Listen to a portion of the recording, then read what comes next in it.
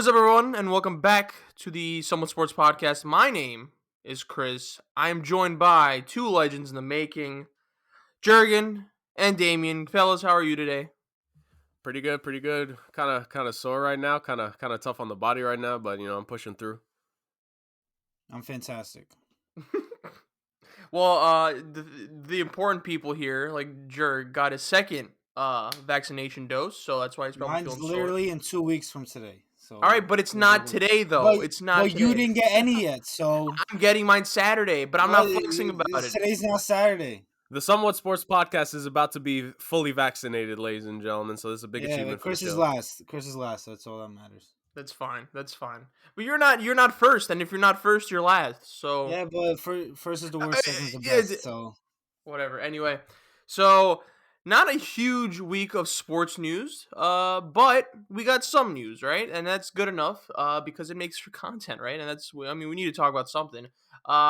Yeah, rundown for this week. We got some NHL news from Jurgen's front, Yes, sir. and we probably got the most noteworthy news in the NFL area. And then we'll finish off the episode with some NBA standings predictions. That's right. Each of us are going to give our predictions of what the standings are going to be at the end of the season. That's right. 1 to 8, East and West. We're near the end of the NBA season, right? Yeah, we're slowly approaching that final stretch. Same with the NHL. Both leagues were pushing to the playoffs. This is the last full month of play for both of them. Right. Oh yeah, we're April. Okay. All right, so that'll be this week's rundown, and as always, we start off hot. Start off with momentum. So, Jurg, talk to me. What's going on in the NHL world? Even though the NHL trade deadline is this upcoming Monday, April 12th, the trades are coming in early. Now, no massive moves yet. There are a couple big names and teams that I'm still expecting to be very active over the next coming days, and especially come Monday, as I hope to see a flurry of deals like we saw in the NBA, but better.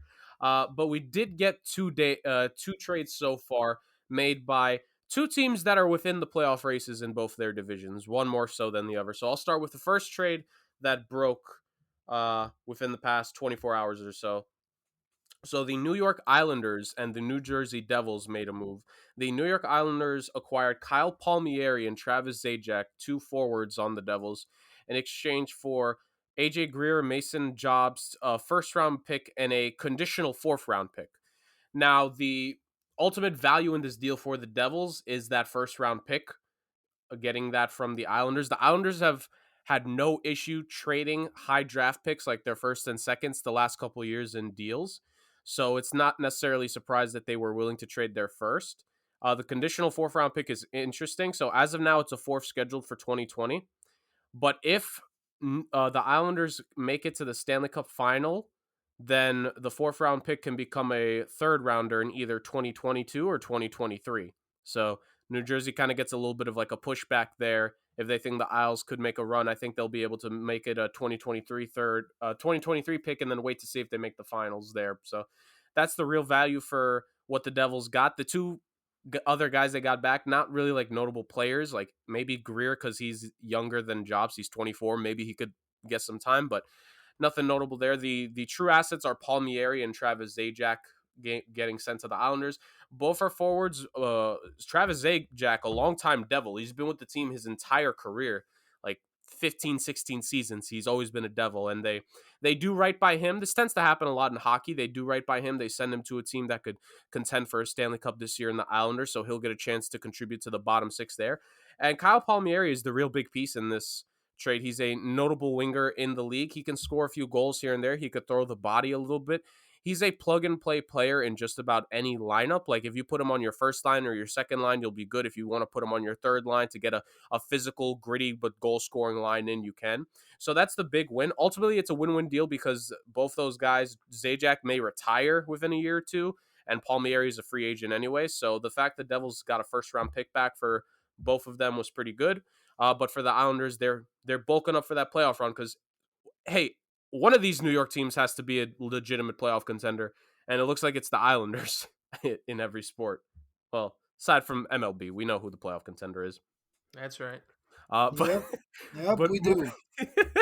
But moving on to the second trade, less notable, but still worth slight mention. The Chicago Blackhawks made a deal to acquire winger Brett Connolly from the Florida Panthers. Quite a bit of a complex deal. So Brett Connolly is not necessarily a great player on the surface. He's had good seasons before, but not necessarily uh he's not necessarily producing to how he's being paid. So in order to send him over to Chicago, the Panthers had to give up two young players in the deal, in guys called Henrik Borgstrom and Riley Stillman. Not much to know about these guys. They could become something, but for now they're unknowns. And they also sent a seven Chicago's way. And in exchange, Chicago sent them Lucas Carlson and Lucas Wallmark. So Chicago immediately loses their lead in the league in terms of having the most players called Lucas in the organization. So that's a big hit for the team. But in all seriousness, for Chicago, it's just a nice deal. They get a guy in Connolly. They get these two young prospects who they could do anything with. They're not the same team as they were in the 2010s where they're a contender. So Connolly, it's a if they could put him on the right line and he produces next to one of their stars, he does. If not, there's only one other year on this deal, so it's not too bad for them. But they are in a playoff hunt. They're in the hunt for the 4th seed in the Central, so they could potentially do something there. And maybe could Connolly, like I said, if you put him next to one of their stars, that he could produce, because their superstar players in Patrick Kane and Alex DeBrincat, they could make me look like I'm a competent ice hockey player, and I can't even skate. So that just goes to show how good they are. And then going Florida's way are just two depth players in Wallmark and Carlson. Wallmark is a depth forward. He could, slot in nicely on that team's bottom 6. And then Carlson is actually key because the Florida Panthers lost their number 1 defenseman this past week to a season-ending injury. So Carlson is key to just add a little bit of extra depth to that team, just so, they're not too thin come playoff time, because really critical going back the other really critical, I should say, going into the playoffs is having a solid blue line, a deep blue line. So getting Carlson, who's not that old, I think he's only like 24 years old if I'm not mistaken, maybe 25. So he could grow a little bit and he'll play important minutes for the Panthers. So again, another like kind of win-win deal. No like outright winners in these trades, just like deals that make both sense for both clubs. Yeah, that's it so far. The trade deadline being Monday. Obviously, come next week's show, I'll give like a little bit of a review of like what the main important trades that went down and like what I thought could have and should have happened. But aside from that, we're just waiting. I'm waiting to see if a couple of these teams, they just blow it up, or if a champion makes a surprising move. So All right. Nice to hear that there's some movement in the NHL world, and of course, if there's any more movement, our boy Jurg is going to cover that like he always does, like the goat he is. So, moving on from hockey to football, of course, the trade happened, the trade of all trades, the trade that all Jets fans have been waiting for, especially Damien, and now we could sleep at peace from now on. That's right. Sam Darnold has officially been traded from the New York Jets to the Carolina Panthers. Sam Darnold, of course, goes to Carolina, and the Jets receive a 6th rounder in this year's 2021 draft and a 2nd and 4th rounder in the 2022 NFL draft. So, guys, obviously, it seems that this move was inevitable. I don't know what took so long. I don't know if it was just Joey D waiting for the best offer, but it happened. And yeah, so I'm gonna go first before we let the Titans go. I think this is a wonderful trade for both parties. I think this is the best deal the Jets could have gotten for Sam Darnold. I don't know who the market would have been besides Carolina and maybe Denver or Washington. Yeah, the Jets get 3 picks here. Draft compensation, we know Joey Douglas loves his draft compensation, so he gets a decent amount of assets for Sam Darnold, but I think it's good enough, to be honest. I think three draft picks is more than what I actually thought. I'm pretty sure it's more than what a lot of people thought. And then for Carolina, I think they weren't. I don't know what's going on with Teddy Bridgewater. I don't know if they're completely sold on him, but I think they got their quarterback in Sam Darnold. I hope he does well there.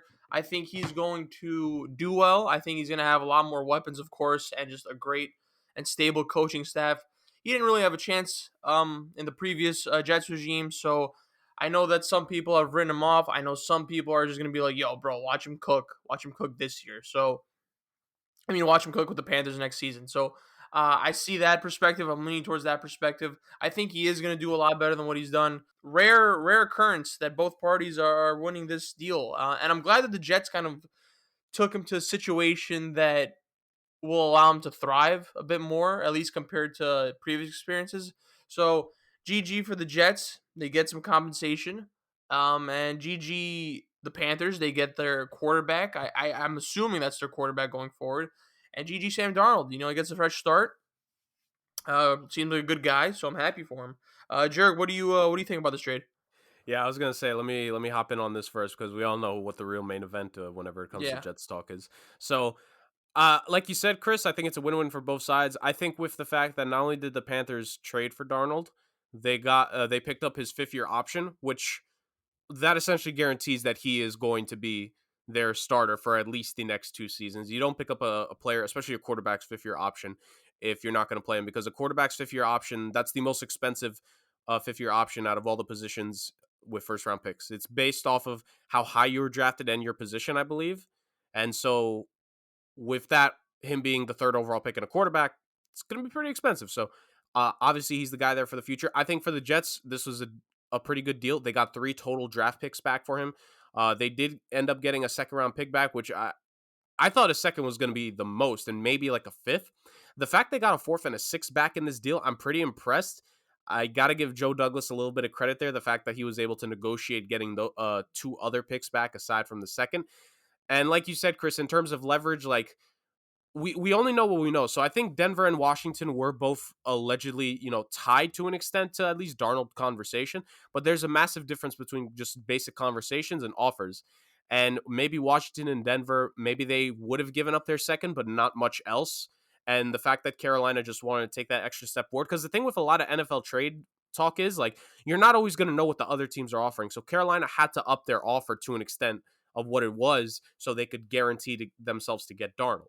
So from that statement, some people may think it's overpaying, but I don't think it is, because at the end of the day, if you believe you can bring this guy in and he could be your young quarterback for the next 2 years and then you'd want to extend him again, a 2nd, a 4th, and a 6th for a guy that's going to be your starter for 7 to 10 years, that's a steal. If you're looking at it just from that perspective, a starter for 7 to 10 years. So that's an absolute steal. So I love it for both sides, truthfully. Like you said, and we're going to get into this after Dame goes, so I'm going to throw it to Dame here, but the Teddy Bridgewater question will be brought up again because I'm really interested to see what they could do, because I think the Panthers can go in a number of different directions when it comes to good old Teddy B, but we'll get to that after. I'm calling the clear out play. Dame, take the ball. Do you?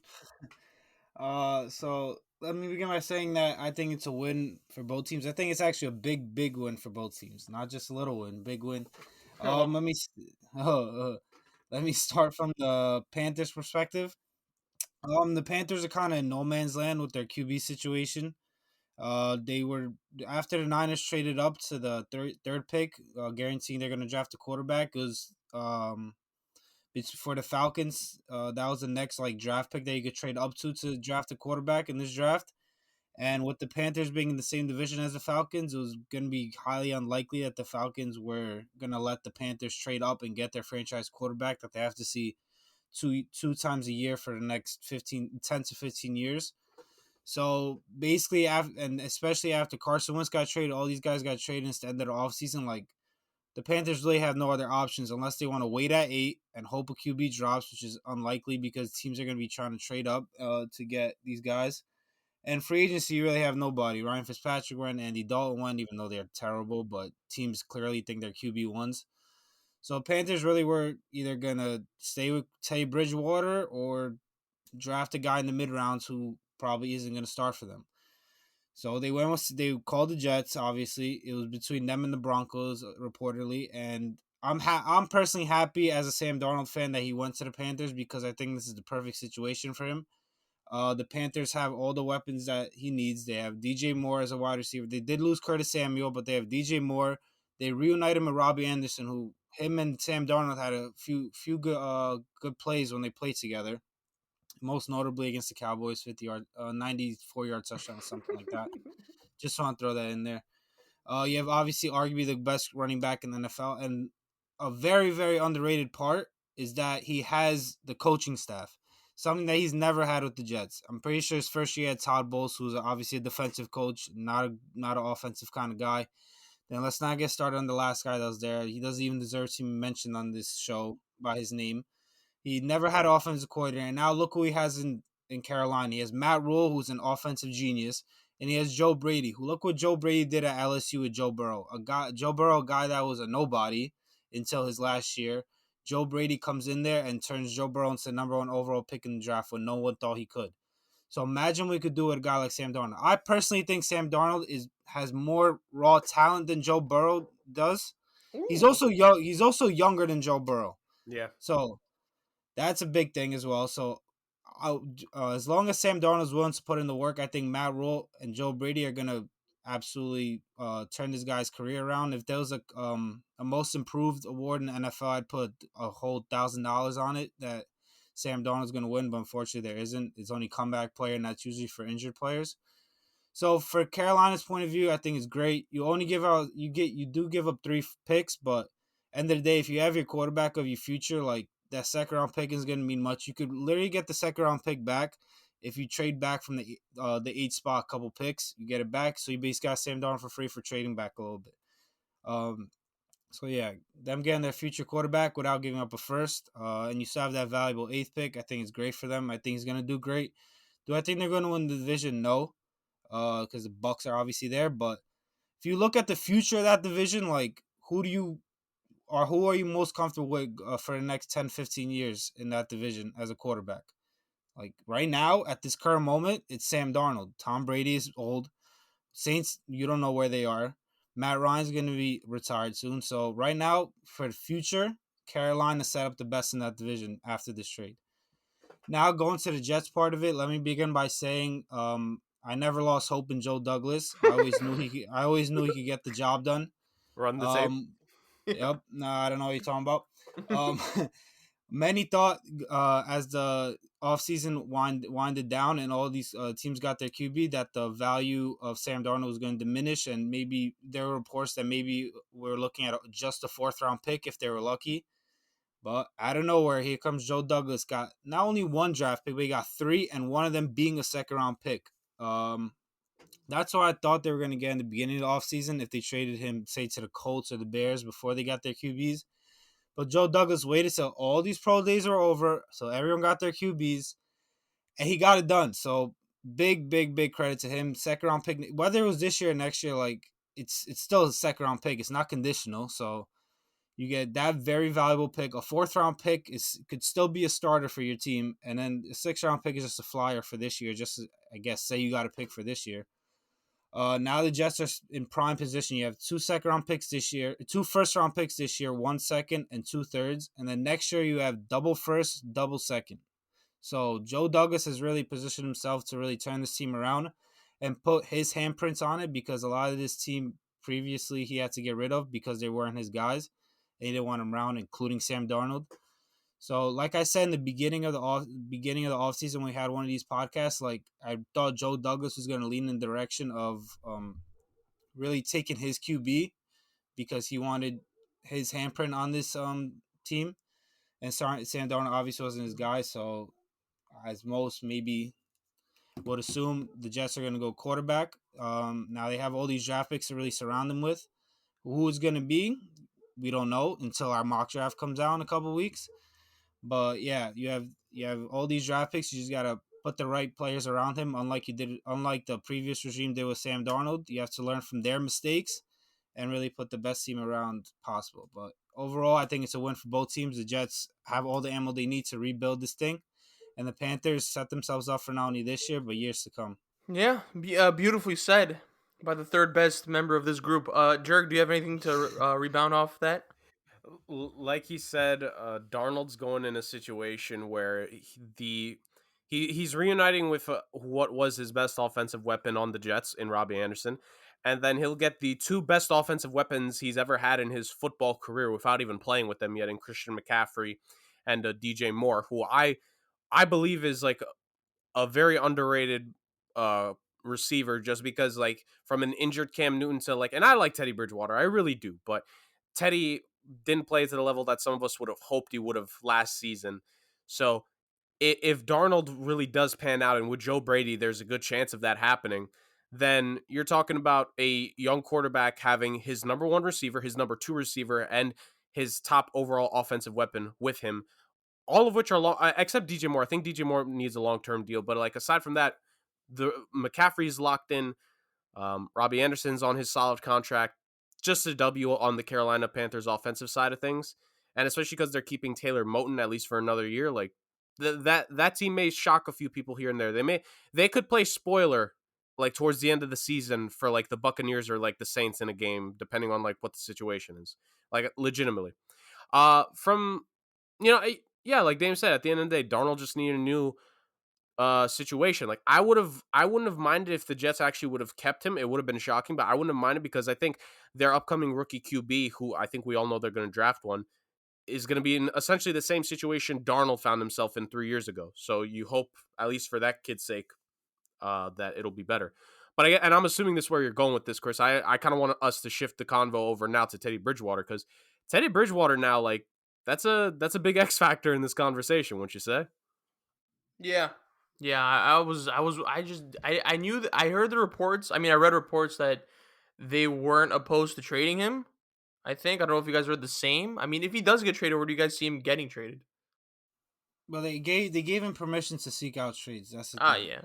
So I got it's kind of right of them to do that because Teddy Bridgewater has bounced around so many times in this league when I wouldn't say he's been a star, but he's kind of shown potential to be a starter for some Mm-hmm. teams.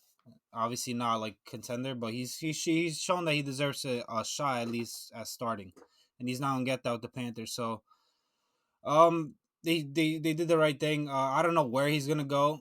Um, should I say where I think would be the best fit? Yeah. Sure, I mean, sure. all right. I think going back to the Saints would be a really good fit for Mm-hmm. him. He's familiar. He's been there. I think he was there for a year.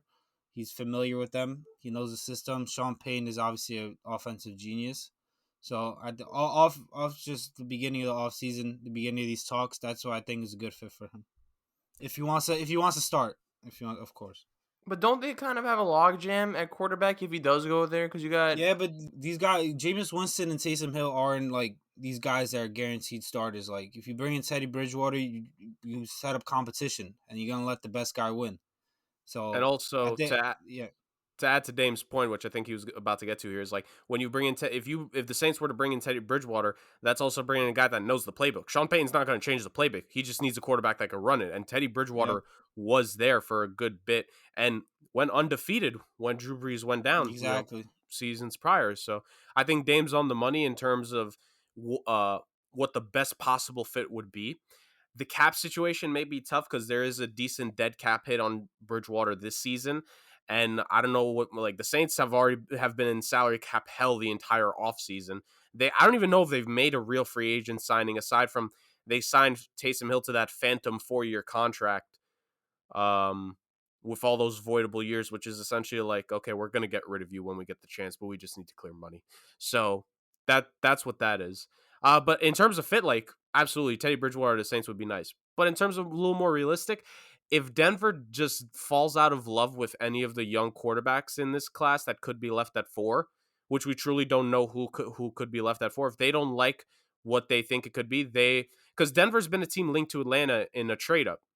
Now, if that doesn't happen, I think there's a chance Denver could actually trade for Bridgewater because they need a veteran there at least to challenge and push Drew Lock. Like Drew Lock's not at that level where you could just give him the job. As much as I like his swagger, you need to show up on the field, and that hasn't happened yet on a consistent basis. So Teddy B there could do, and also like I know they already have Fitzpatrick, but Teddy Bridgewater in Washington, that would be a solid situation. That defense would be phenomenal, and him on the other side, like he could do just enough. Like Dame said, like he's not a, even though he's made a Pro Bowl in his career, he's not a Pro Bowl caliber player, but Teddy Bridgewater is not that far away from being like an above average starter. Like if you replace Ryan Tannehill with Teddy Bridgewater, the Titans are not a worse team. They really aren't.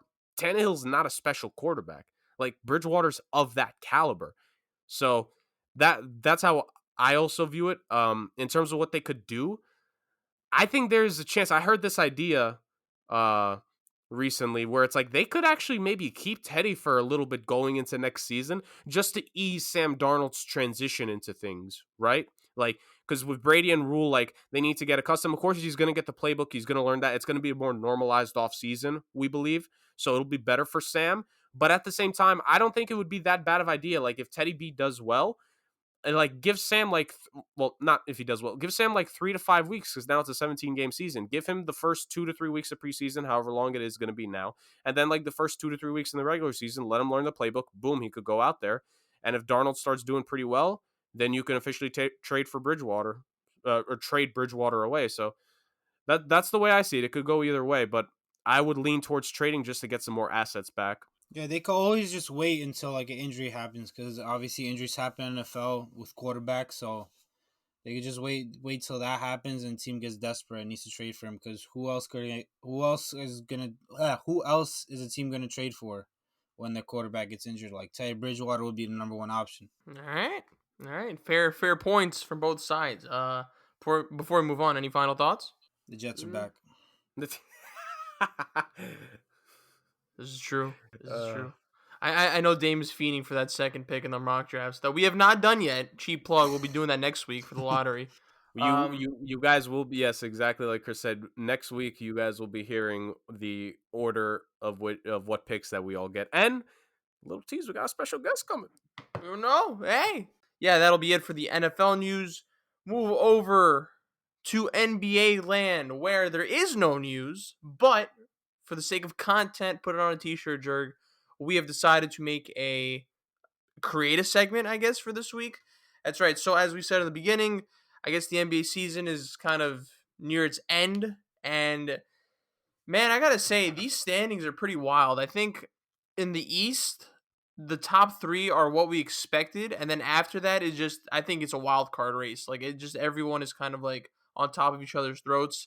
Some unexpected, some no, I think mostly unexpected actually. Besides like maybe one team that I thought was gonna be like the fourth to fifth spot, and then the West is just a war zone. And I think with LeBron and Davis out, it has shifted the balance of powers. So I think this is the most chaotic I've seen the NBA conference standings. To be honest, would you guys agree? In quite some time at least. Yeah. I think the case for your argument is not just with the the top of the league. It's the middle tier, and when you look at the Eastern Conference, like there are some pretty solid teams in the middle tier of the East that they've just been dealing with issues. We'll get more into it as we break down, but like they've just been dealing with issues, and maybe that's part of the reason why they are the where it is. And like you said, Chris, it's an absolute. Me and Dame know about this. It's war zone over in the Western Conference. Like teams are just literally neck and neck. It feels like one good week could catapult you up, and then one down week could really give you a disadvantage, and maybe an unfavorable matchup come the first round of the playoffs. So we're really getting some good and important basketball. And I think if there's one positive to look at this shortened up season, well, it's barely shortened up, only by 10 games, but if this slightly shortened season, it's that these games towards the end are going to start feeling like they matter. And I think Yeah. that's something the NBA has struggled with for a while. Yeah, I agree. I mean, I don't think there's gonna be maybe besides like the top three teams in the East, I don't think there's gonna be much resting or load management for like the top players because like you said, seeding's gonna matter. But yeah, so what we're gonna do, we'll go one by one. How about that? We'll go one by one in terms of just who we think is gonna be at the one seed, and then the second seed, third seed, fourth seed, fifth seed, sixth seed, seventh seed, and then eighth seed. We won't count. How about this? We exclude who we think is going to be in the play-in, just who we think is going to be in the eighth spot. Yeah, that's fair. Because essentially the eighth seed, we'll just say the lowest seed to face the one or something like that. Yeah, and this will obviously be taken to. So whoever has the eighth seed is who we think is going to win the play-in tournament, or at least going to qualify in. All right. Does that sound good with you, Dame? You sound pretty quiet on the other end. Isn't the 7 and 8 seed that are in the play-in? No, I think it's just the eighth. No, it is the seventh and eighth seed. Okay, so yeah, okay, Really? so seventh and eighth seed. Yeah, Chris. Yeah. That's kind of unfair to the seventh seed unless like there's a gap. Nah, I think it's. I guess it's like it creates a little bit of unpredictability, so I don't mind it as much. Fair Yeah, enough. but I kind of agree with you, Jurg. I think it should be just the eighth seed. I feel like the seventh seed is kind of getting juiced. I'm just saying, like, if the seventh seed, like, hypothetically, the seventh seed was at, like, 49 wins and the eighth seed was at, like, 43, you're hosing the seventh seed there. Like, they shouldn't have to earn their spot. They have 6 more wins. I mean, yeah. I mean, but I don't know. This is the NBA going forward. It's To be whatever. honest. Yeah. So, do you guys want to start from 8 to 1 or 1 to 8? Let's go 1 to 8 because I think the Yeah, three of yeah, us yeah. are all gonna have similar 1 seeds. Okay, so let's start with the Eastern Conference because I think that's like the least fun. Um, okay, so Dame, you go first. Who do you think is going to be the first seed in the Eastern Conference? First seed, I got the Nets. They're just on a different level than everybody else right now. Once the playoffs comes, that can obviously change. But right Hopefully. now, yeah, hopefully. But as the regular season goes, as these guys get healthy, they're just gonna roll over everybody with their offense. So I have them as the number one seed. Yeah, I'm gonna agree with Dame. I think the Nets are just offensively unstoppable. Like these dudes are putting up like 120 points through 3 quarters, and KD's back, but of course James Harden is out for a bit.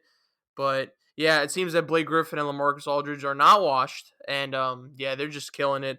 I don't know. I think they're gonna be the 1 seed ultimately as well. Who knows with Kevin Durant? He's not. Kevin Durant has not been hurt for this whole time. I think they're just resting him. I think they just he just plays for the playoffs. To be honest, I think they're obviously juiced in the NBA. NBA is not going to call them out for it, of course, but ultimately, I have the Nets as the first seed. Jurg? Yep, and let's complete the hat trick here. Brooklyn's been on another level, even when they don't have all three of their stars. Like their stats are wild when you even just separate it to which two of their stars are playing. So they're just on another level offensively. We'll see who can challenge them come the playoffs. Uh, we'll just hope for the best on that end of things. But yeah, I have the Nets as the number one. Yeah, they're they're all OP. world. They're all world. Yeah. Jurg, so how about you continue on to the second seed prediction? Is it finally time to trust the process, guys? Oh, Because God. maybe it is. Now, I'm not a 76ers fan. I'm a Heat fan, so, all to Philly losing early in the playoffs. But Joel Embiid has played on an MVP level consistently this season. He did get hurt. He's going to, if he hasn't come back yet, I think he has, but like, he's going to relatively still play consistently because I don't think it's a good idea to take him out of the lineup too many games. Maybe here and there for a rest game to make sure that he stays in tune with the team to keep the rhythm going and all that. And like with Doc Rivers being there, I think he's a little bit more important than some people want to give him credit for this season.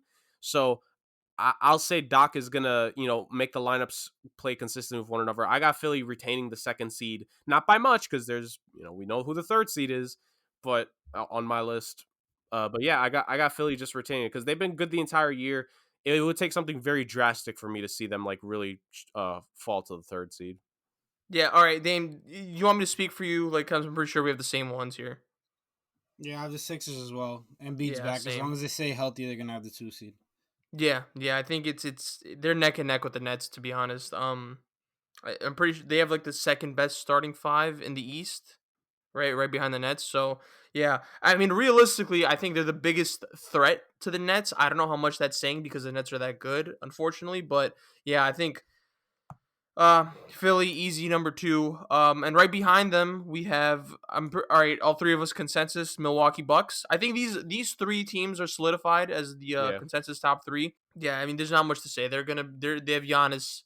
They just re-upped on Drew Holiday, Chris Middleton, Brooke Lopez. Who else am I missing? And they just traded for PJ Tucker. They're a defensive juggernaut as well, and they also have loads of offensive weapons too. So I mean, I don't want to disrespect the Bucks in terms of just like speaking on the Sixers being the only threat to the Nets, but I don't trust them come playoff time. But that's another discussion. So yeah, I think general consensus Bucks third seed. Yep. Okay. Mm-hmm.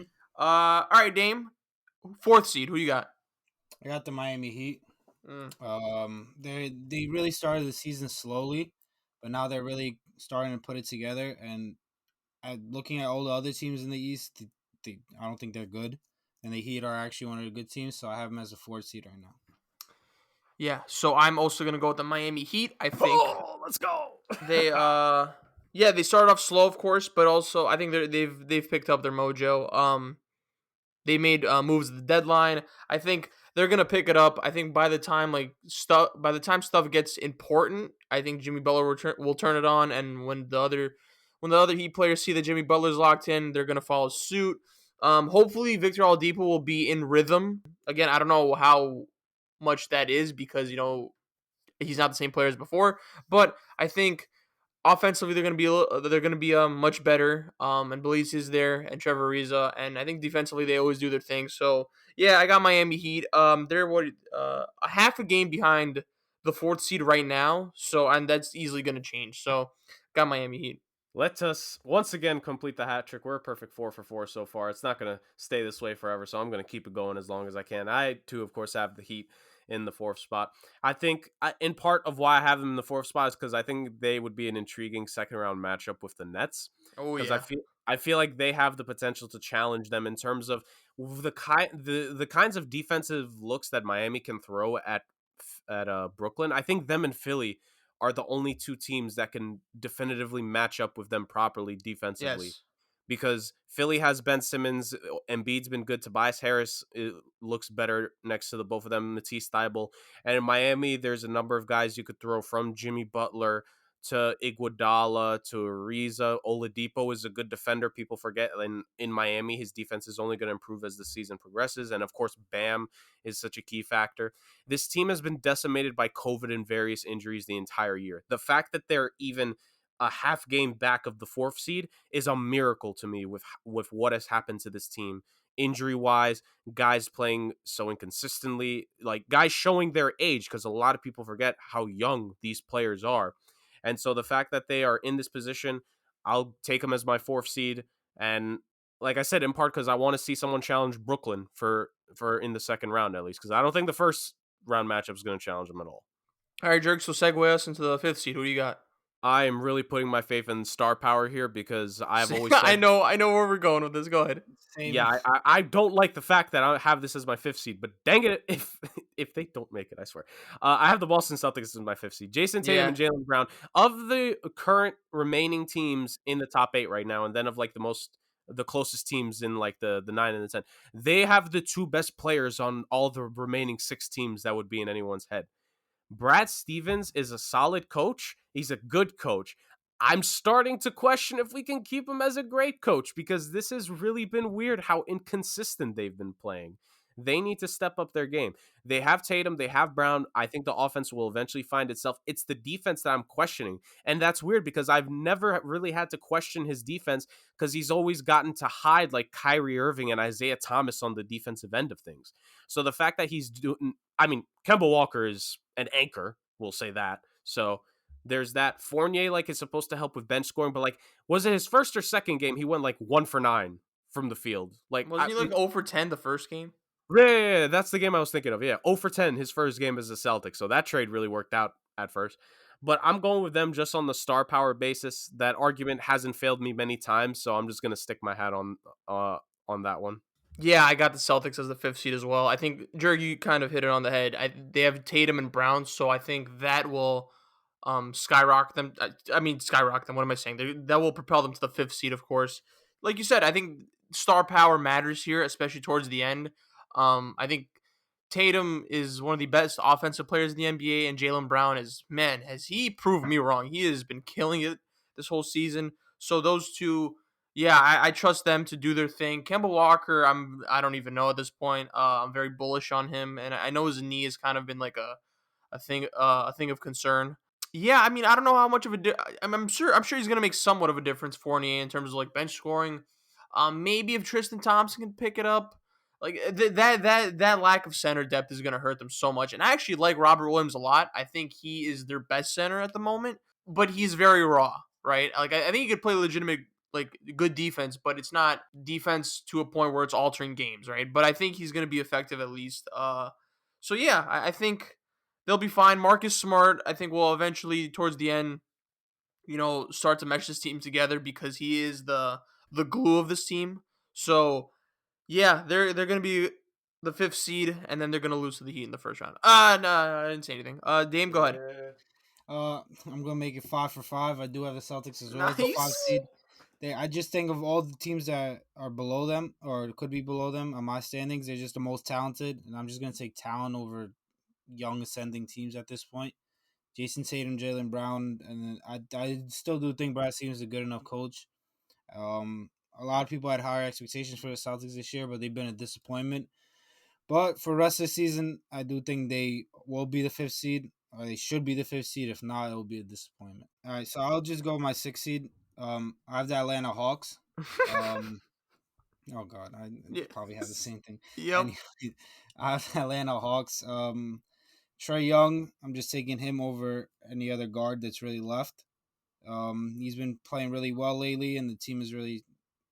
I don't know. They've been less than under 500, but like the East is so bad that the Hawks are probably the best team left to be the 6th seed. Yeah. So that's what I have. Like at this point, just picking who's the best of the worst. So yeah, I have the Hawks at 6. Yeah, I agree with Damien here. So I think before the beginning of the season, like when you took into account the Atlanta Hawks signings, you knew what they were going for. They were just going to be like, all right, we're gonna build around Trey Young and just get snipers all around him, right? And I think Bogdanovich, um, Gallinari, and then of course you had Kevin Herter, and then you have Cam Reddish and DeAndre Hunter and John Collins as well, and then you have Clint Capella for some rim protection. I thought it was a pretty well-rounded team. Obviously, they weren't going to defend that well because I know Capella is a good defender, but I mean that doesn't cover up for the other shortcomings of the other team of the other players' defensive abilities. So yeah, I think they just have the offensive firepower and the offensive. Yeah, they're good. I think they've picked it up a lot lately. Actually, they've been like they won like 6 or 7 in a row before I think losing. I don't know. I don't know the exact number, but I know they were on a pretty good win streak that propelled them up because they were like in 10th or 11th, and they just shot to like 7th or 6th. So, and now they're 5th place at the moment. So yeah, I just think star power again. The argument that we had with the Celtics being 5th, I think we're gonna do it with the Hawks here. And like Dame said, I think you perfectly said it that after the Celtics, there's a clear drop off. And I think the Hawks just match the bill here. They fit the bill in terms of just like which team is like next up in terms of just being the most talented. So yeah, I'm gonna go with the Hawks at 6. Jurg? 6 for 6, like Jordan boys. I'm going with the Atlanta Hawks. I think the biggest key for them, aside from their players starting to really gel together more, Nate McMillan was, I think, the Yes. right coaching change for them. Uh, Lloyd Pierce tried to do what he could. You know, good good for you with what you tried to do. But McMillan has been the guy, and while McMillan's not necessarily a top tier coach, I think teams need the right coach sometimes, and I think he is the right coach for this team and what they needed. So ultimately, I think that was the smart move for them to make. And you could see like they've played just genuinely a lot better. They, to your point, Chris, like they were on like a 6-7 game winning streak. They just lost, I think it was last night, to the Memphis Grizzlies. So they're doing their thing.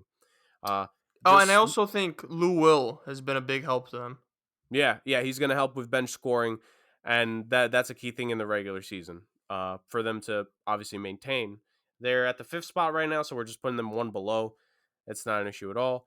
I guess I'll just skip to my 7th really fast. I have a bit of a jump up here for my 7th seed. I have the Indiana Pacers being my Mm. 7th seed. Yes, and by the way, Jurg, we're taking into account who wins the play-in games. Right, Yeah, right. okay. So no matter what, I essentially have the Pacers being my 7th seed because when I look at Indiana, I was actually looking briefly at schedules. Indiana has an easier schedule than the Charlotte Hornets and the New York Knicks remaining in terms of like notable games against top tier teams. Like I saw the Hornets and the Knicks schedules. I saw a lot of matchups against like the Bucks, the Lakers, the Clippers, the like just teams like that. I saw less of that on the Pacers schedule. So I'm just going to bank off the fact that they're going to figure it out. They've had some decent stretches this season. I'm going to bank on Brogdon and Sabonis being fundamentally sound enough, Turner still continuing his defensive ways, and that team just having enough and doing enough. Because I've said before, they're a snake-bitten franchise, and it's, because of what I've just done, I may have just given them the kiss of death on their season, but I'm going to say that they're the 7th team in the East for myself, just because again, I think there's the fundamentals. I think the easier schedule. And at the end of the day, like now that LaMelo's hurt on Charlotte, I know Gordon Hayward's had a good year, but I don't think he's that far above He's Sabonis hurt. or Brogdon. Oh, okay. Boom. There you go. He's hurt too. So yeah, I got Sabonis and Brogdon above the Hayward and Melo-less Charlotte Hornets. Yeah, so I'm gonna agree with Jurgen here. I have the Pacers 7th as well. I think this.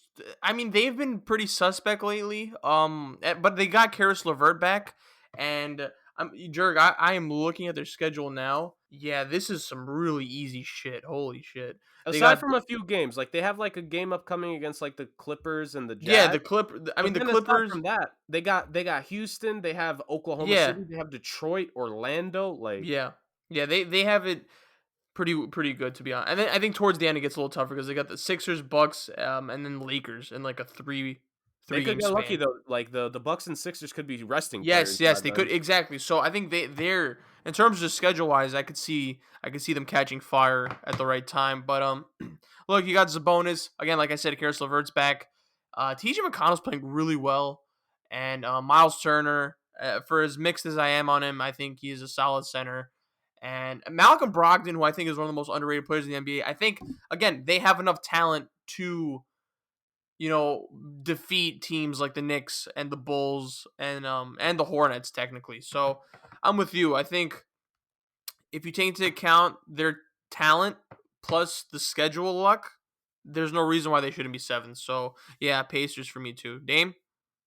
So we're doing based off who's gonna win the playing games, and that's so I have the Knicks as a 7 seed based off playoff games. Do I think they're gonna finish seventh at the last game of the regular season? No, but based off the playing games, I do think the Knicks are gonna finish the 7 seed Mhm. because I think when it comes down to them playing either the Hornets, Pacers, or Bulls, I think they match up really well with any of them. I've seen them play well against the Pacers in the regular season, and I know they can beat the Hornets or the Bulls because they're just a better team than them. So I do have the Knicks as a 7 seed solely based off the playing games, not because of where they're going to finish record wise. And I'll just go straight to my 8 seed. I do have the Pacers because I think they're just better than the Hornets or the Bulls, and just like the with the Knicks, I feel comfortable them beating either the Hornets or the Bulls, unless they get matched up with the Knicks, and it obviously screws up my prediction. But hopefully they don't, and then I'll have the Knicks as a 7 seed and the Pacers as an 8 seed. Jurg, your eighth? I got the Knicks as my eighth seed. Just simple as that. I feel like they've done enough to be a playoff caliber team. I like them over the Bulls, and if the Raptors make a run and get close to this thing in any way, I don't see enough in Toronto this season. So I'm running with the Knicks. New York basketball, it's a lot better. Some would say it's back, but at the very least, back in the playoffs, that's an accomplishment for this team. And hey, first round matchup against the Nets. The NBA media of people would be loving that. That's their dream scenario. Yeah, so I'm going to go with the Hornets at 8. What? Yeah. I was trying to I reverse think jinx it. I no, respect no, it. but I here's the thing. respect it. Here's the I'm thing. shocked. I'm proud of the Knicks for, being better than what they were projected to be. I just I had an epiphany recently that this team is just not built for playoff basketball, and they are crumbling at the worst time. They're at the 8th seed right now. Now I think they're going to be in the play-in regardless.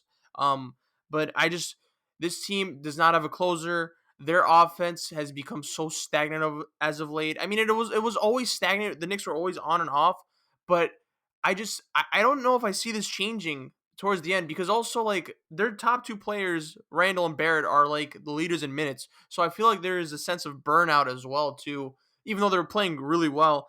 I don't know, man. And like by the time I don't know, maybe Gordon Hayward will be back in time. I don't know. I think 4 weeks, so who knows? But I think the Hornets have more talent to like kind of keep up with them. Like they're 2 games ahead of the Knicks. But also for me personally, I think the Knicks season ended when Mitchell Robinson got hurt. I think that was a huge blow to them, and like the rebounding has been so they've just been getting eaten alive. And I was not once I heard that Mitchell Robinson had a fractured foot. I don't even know if I wanted them to make the playoffs at that point. Like I want Barrett to get playoff experience, and yeah, New York playoff basketball is great. I don't know how great it would have been if I see the Nets in the first round because I know they just obliterate us, and I don't know if I could just handle that sting. But I don't know, man. I'm losing faith in them lately. Thibodeau's rotations have been AIDS, and just they don't have a closer. Like they're losing so many winnable games, it's insane. And also we don't have a point guard, so I'd rather just wait till next year when we have Lonzo Ball and Mitchell Robinson healthy. So I'm gonna go with the Hornets. I think they have decent alternatives for LaMelo Ball, and maybe by the time Gordon Hayward gets back, he'll be back in time for the playoff tournament. And by then, if they have Gordon Hayward, I think they could beat the Knicks and they could beat the Bulls and Oh yeah, and then maybe make it interesting with the Pacers. So I got the Hornets at 8. Yeah, we'll move over to the West now. Who wants to go first? I'll go For the first. West. No, no, no, no, no. I don't want to go first. I just went. Jurg, Okay, you go I'll ahead. You go go. first. Okay. Oh man. So honestly, with the West, I'm kind of taking a shot in the dark here with it. Uh, I'm kind of Say it. man. This is you know what? You know what? I'm gonna do it. I'm gonna do it. I'm gonna do it. The land of the rising sun. The Phoenix Suns are gonna be the first seed in the West. I've been riding with this team essentially the entire season. From the start, I said they could be a top 4 caliber seed and maybe even higher if they got lucky. I've been a fan of Devin Booker for a while. DeAndre Ayton, I think maybe stats wise, some people may not be super impressed, but I think he's the right fit with CP3 and D Book. And CP3 has just meant the world to that team. Jay Crowder has been an important piece for them. Uh, they've had solid production throughout the lineup. Monty Williams has been a great coach for them. When we were giving our NBA midseason award predictions like a few weeks back, check that episode out. Uh, Monty Williams' name definitely came up in the Coach of the Year conversation because of how good he is. I'm gonna run with the Phoenix Suns taking the first seed in the West. I think I'm just gonna stick with the Jazz at first place. Sadly, I do like the Suns though. I think the Suns have exceeded expectations, and like you, Jurg, I love Devin Booker, I love CP3, and I love Aiton, and I just love like the construction of their roster. They have a lot of 3-and-D wings that just they give the Suns team an identity. To be honest, I think they have.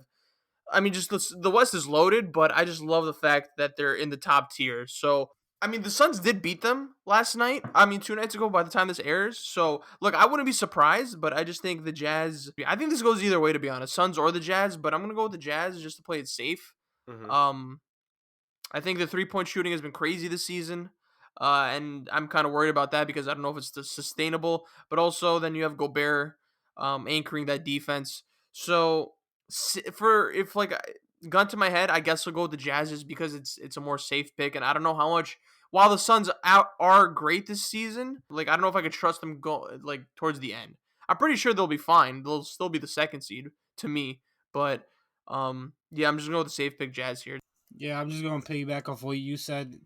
Easy, just the safe pick. So credit to Jurg for going with the Suns because that's not the safe pick. But we're a little timid, so we're gonna go with the safe pick. I got the Jazz as well. They're ahead right now. I think by a game or a game and a Game and a half. I half, think yeah. Yeah. game and a half. So I'm gonna give them the edge. They've been the 1 seed for most of the season, and the Suns are a little bit. I wouldn't say too unexperienced because they do have Chris Paul.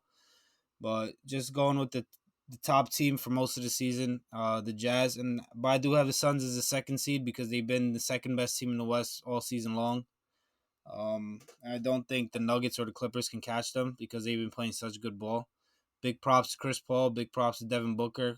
But Devin Booker did say after the game when they asked him about the MVP conversation, he did say he doesn't care about that. All he cares about is getting the number 1 seed.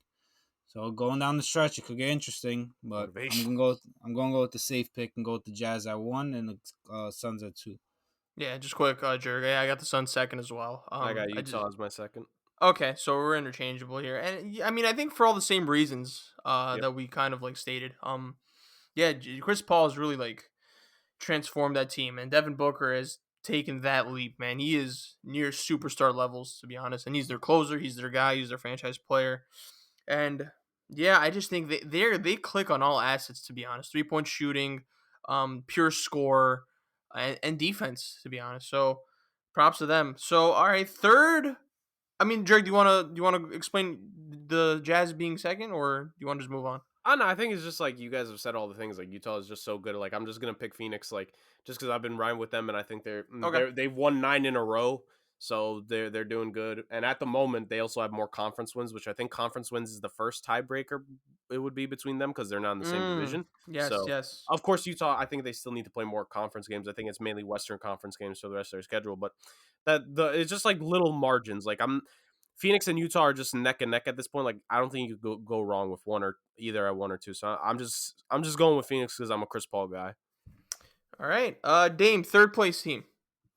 Third place team, I have my preseason number 1 seed. I have the Nuggets. Do I think they're a better overall team than the Clippers? No, but ever since they got Aaron Gordon, who we talked about on this show, they're 6-0, I believe. He's fitting really well with them offensively and defensively. So I think that hot streak. Do I think they're going to go undefeated for the rest of the season? Obviously not.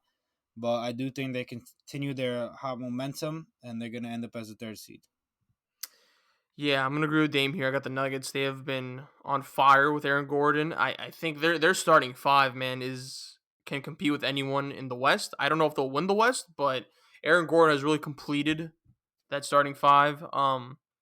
Like he said, man, he's getting the easiest buckets of his career, and I knew that he would be the perfect complement to Jokic. But he's also been killing it defensively, man. Like if anyone saw the Nuggets Clippers game, he did really well on Kawhi Leonard. So props to the Nuggets, bro. I think.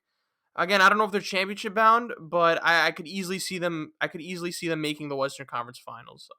Yeah, so I got the Nuggets for a lot of reasons that Dame stated. Jurg? I also have the Nuggets as my third seed because I think ultimately Jamal Murray, like playoff time, he just steps up. So as they get close to playoff time, why not? Circle gets the square.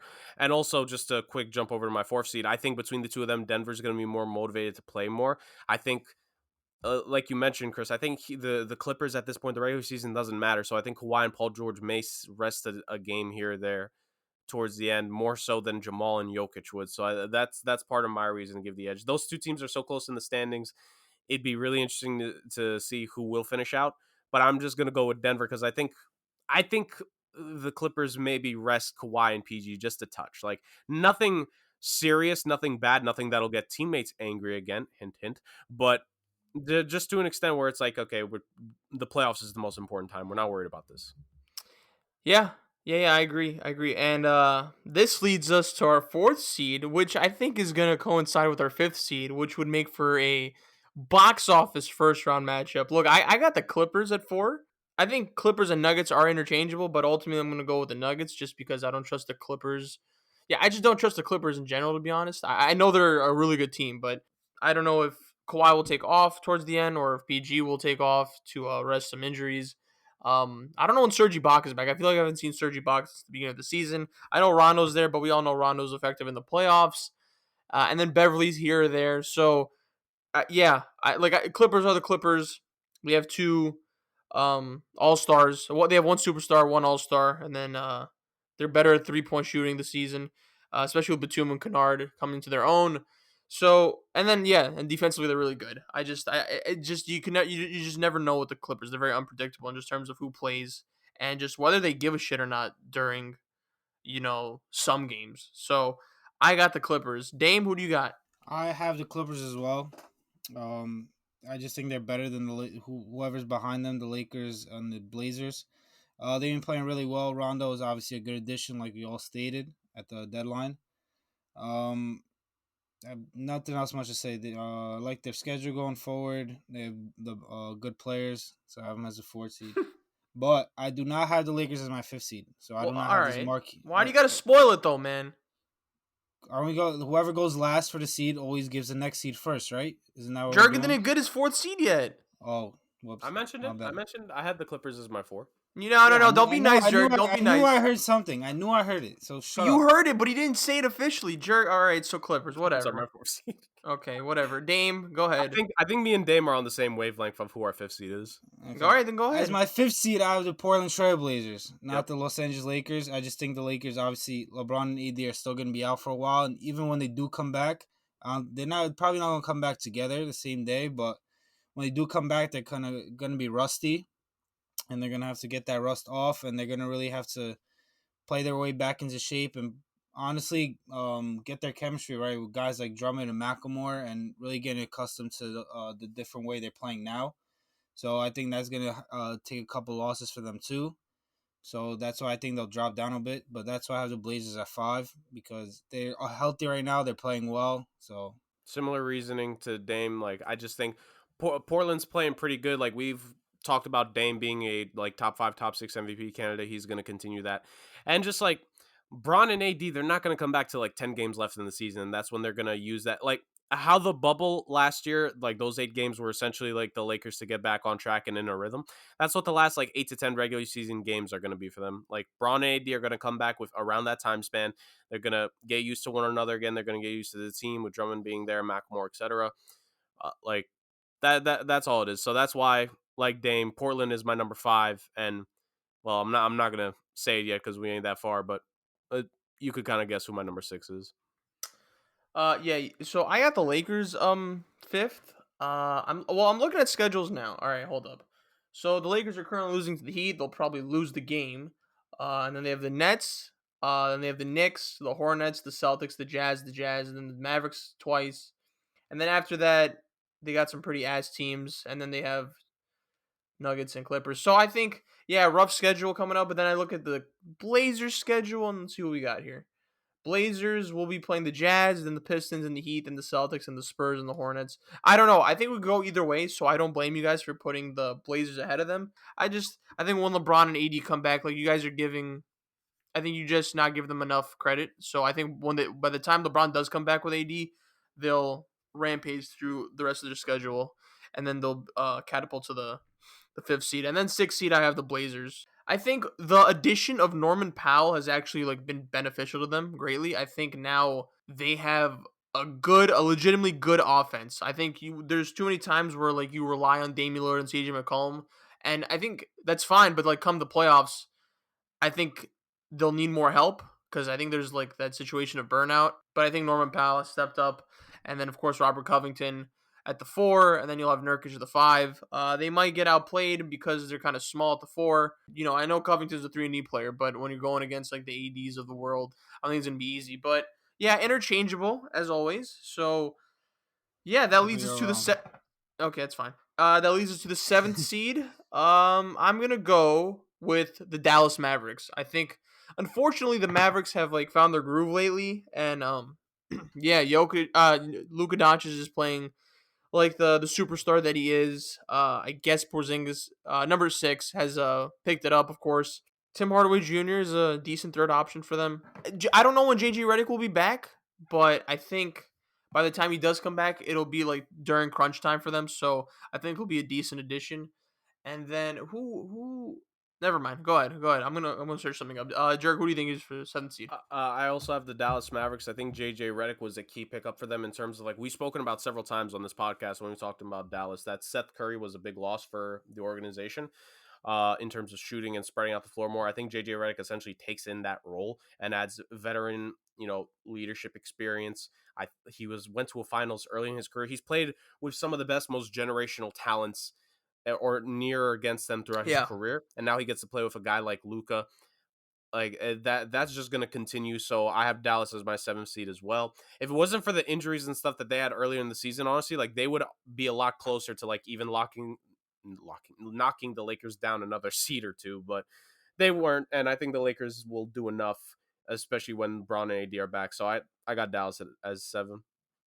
Yeah, I have Dallas at 7 as well. When it comes to playing games, neither one of the teams below them is going to beat them. The Grizzlies aren't going to beat them. The Spurs aren't going to beat them. And obviously, Golden State is going to beat them. They're the most talented and well-rounded team of the teams that are left. If it comes coming down to the 6th seed, I don't think they're going to get high enough because I think the Lakers are going to win enough games. But when it comes to these playing games with a 7 to 10 seed, I do think they'll be the 7th seed because I don't think any of these teams can beat them in a playing tournament. Going straight to the 8th seed, I have the Spurs. I just think they can beat the Grizzlies or the Warriors if they match up with them. They're more experienced. They're more better coached, better roster. And I don't think Golden State's good at all. I don't think Steph Curry has really showed that he can lead that team to winning, especially since he's been injured. So you don't know if he can stay healthy for the rest of the season. And the Grizzlies are still young. They kind of missed the playoffs last year because of the bubble and their little thing they had, little playing games. But I have the Spurs as an 8 seed because of the playing games. Not bad.